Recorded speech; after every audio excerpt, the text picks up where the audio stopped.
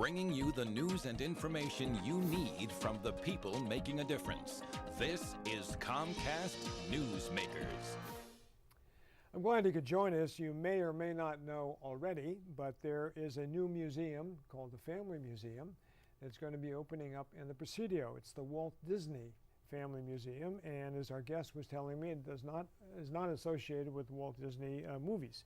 Richard Benefield is here. He is the founding director of that and executive director. Nice to have you here, Richard. And you're telling me some fascinating things about this, that Walt Disney's daughter lives in the area, and that's how the thing came about, I guess, right? That's right.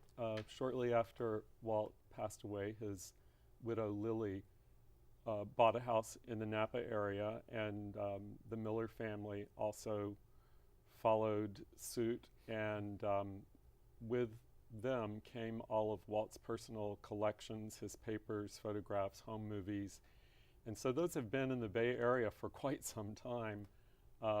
For about the last dozen years, they've been stored and cared for in the Presidio in one of the old Army warehouses. So when the Presidio began to look for tenants to rehab some of the historic buildings there, the family was looking for a place to put the museum, and they had considered putting the museum in Kansas City, where Walt got his start as a young entrepreneur. They also considered Chicago, where he was born, and they considered LA, where he made his name and built the global empire that we all know about.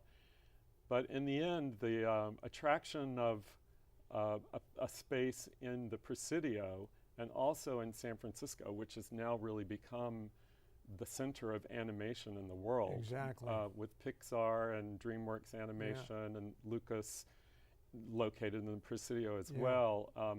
It's just a great opportunity to really sort of solidify that center for the study of animation and research on the history of animation. Yeah, well, as I said earlier, you know, I grew up with the early Walt Disney movies, and I got scared by Snow White and the Seven Dwarfs and that witch. I ran out of the theater, the Fox Theater in San Francisco many years ago. I didn't go back for 20 years. You know, I grew up learning how to draw in cartoon by copying Bambi and all that kind of stuff. But what we're seeing in this museum is what you're telling me. It's about Walt Disney himself.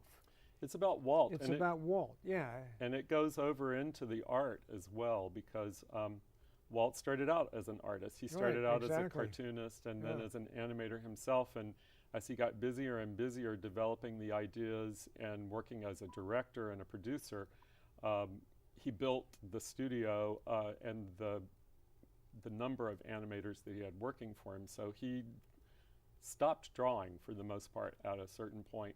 And but the museum has his early drawings from when he was in high school and in the early years in Kansas City.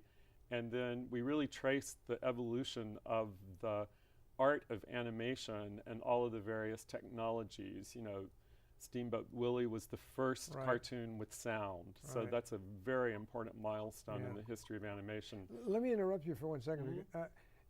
Richard, you mentioned films before. Are these films that he shot or early films of his, or?